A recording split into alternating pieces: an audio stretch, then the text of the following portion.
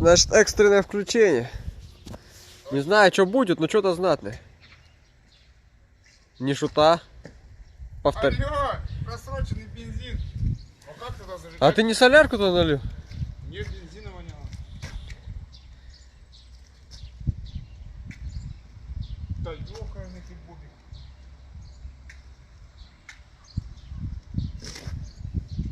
А? Может, ты солярку налил?